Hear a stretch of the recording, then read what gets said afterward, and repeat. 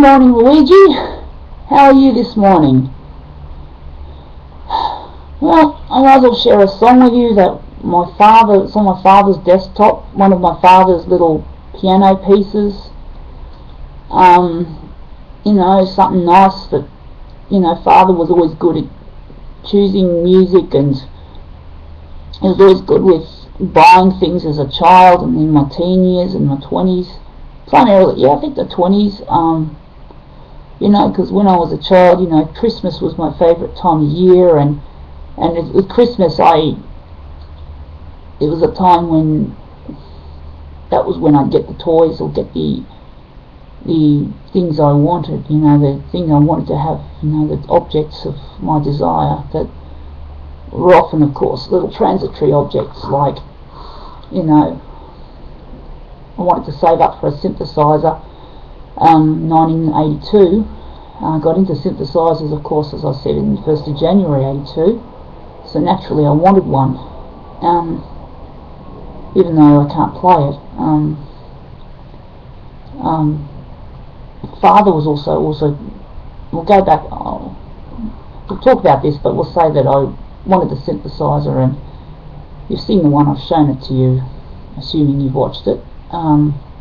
Another vlog I did in my bedroom, and a little baby one, and it was beautiful. It was a very nice gift, and I tried to save up for one with little 1 cent and 2 cent pieces. That was the year when futurism was forming in my head. It was not long after the photocopier was given to me in its form back in, I think the first time I saw one was late 80, don't remember for sure.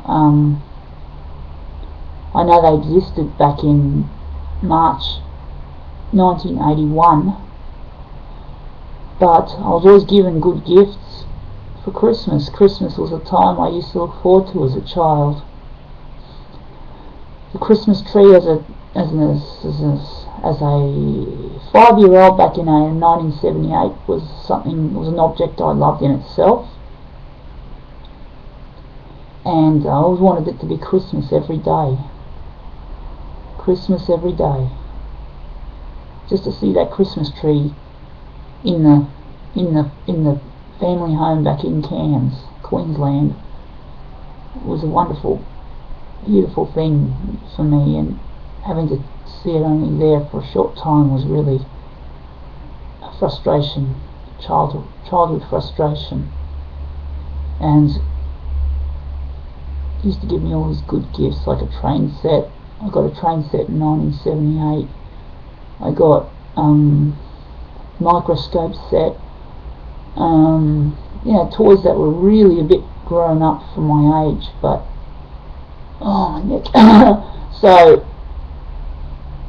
toys that were really grown up, but it showed that my father had some kind of decency, though he could never give me love. It was not love like, love that would make me feel good, and it's quite a confusing thing that someone gives you something and then at the same time you break a rule and you get the back end of, well, it's worse than the back end of the hand, back side of the hand. It was as I probably said before, it was a strap.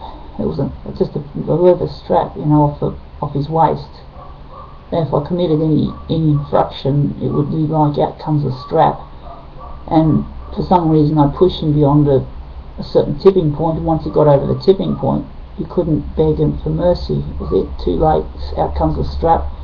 I remember one incident where, of course, I'm not into reporting stuff like this, and this was back in the 70s. I mean, this was before it was considered abuse.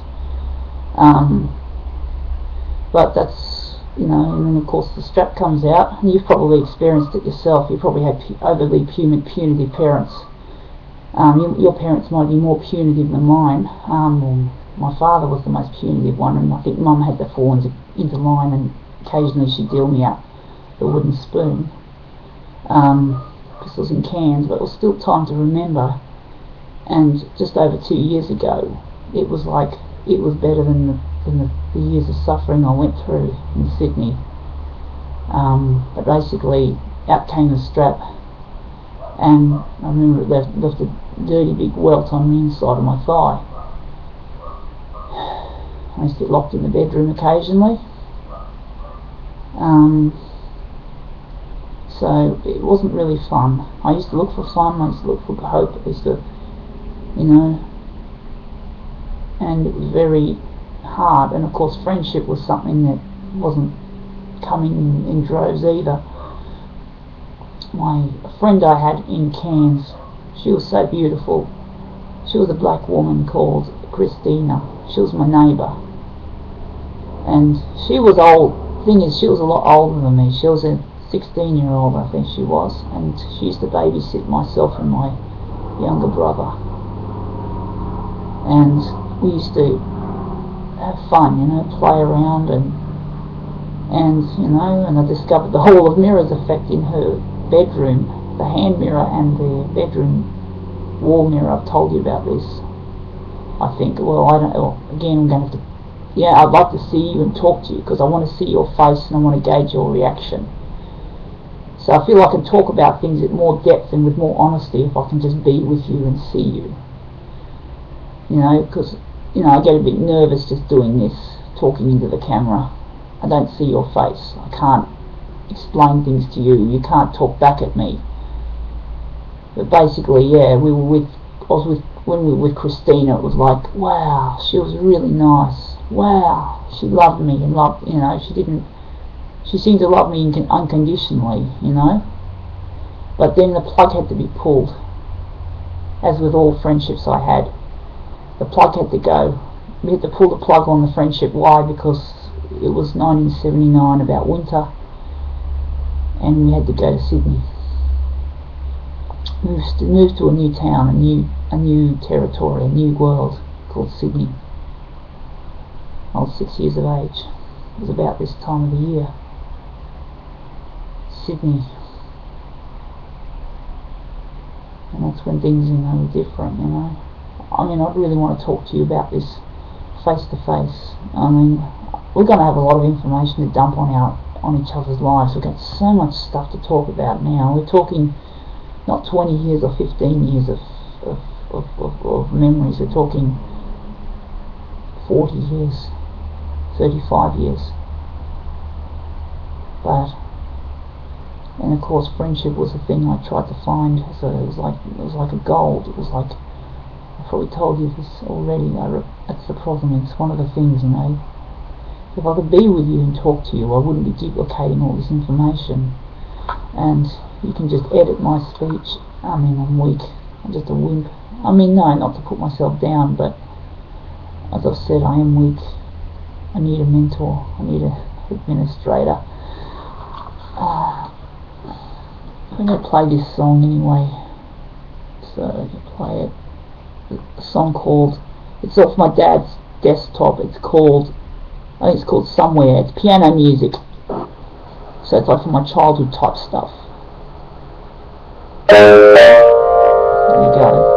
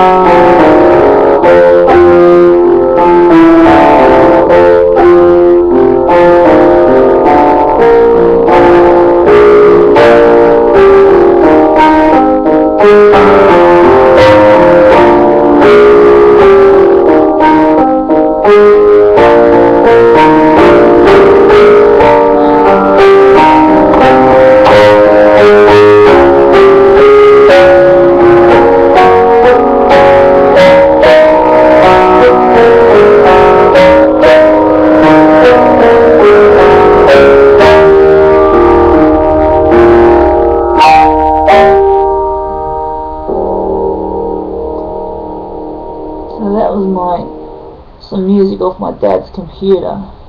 And Dad's trying to, it's up to him, but he used to be into electronics, and as I've said, he brought the machine world into being back in the 70s, and now it's all happening, my life's being lived through machines. Even though I'm primarily a copier person, I do like other equipment, but other equipment doesn't seem to flow as well. Computers don't flow terribly well, but I'm doing quite well. But the thing is, it's a lot more rewarding than what I've been doing with people all these years. It's a lot more rewarding.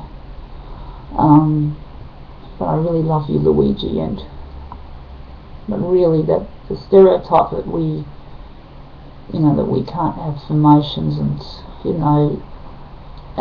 feelings and desires for love. It's just, in fact, that's the missing component in this world, is love. And sorry, I'm just uploading something here, so it's kind of funny. But basically, it's something that I know it's designed to push me towards you, to push me into your arms, because I've never found it. Everywhere I've been, it's like a desert. Whatever love I felt was only temporary, a temporary software. You buy it, you don't buy it, you get it for free, but it only has a certain lifespan. But then you can't really buy a full version of it either. It's really for free. It's freeware.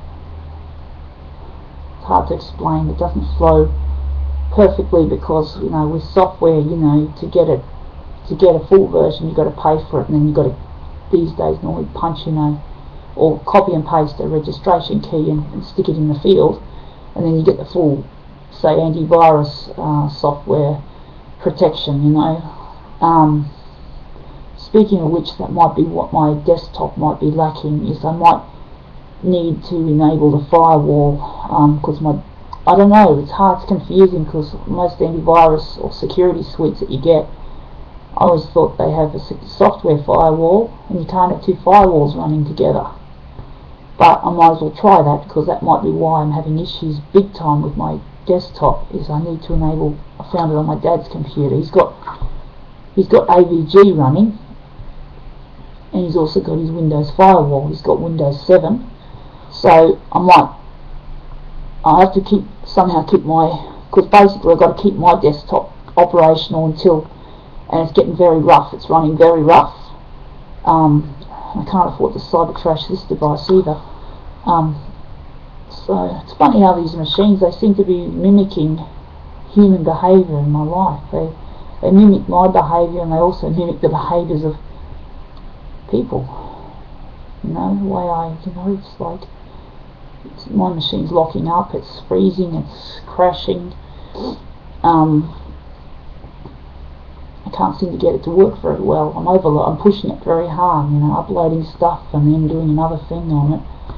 And then it's sort of kind of amusing, because it's like when you're watching alien movies, right? How aliens will jack themselves into something that's not theirs, right? Because basically they can't act, they don't have their own machines, or they don't have they're on planet Earth. You can always imagine this, and they haven't got access to their own spaceship, or they can't go home, so they got to use something, and they'll often jack into the electricity grid to run their ship or something. It's like that kind of and now I'm hijacking my father's computer, and it's not good for him, but it has to be done. It's essential. I need more power.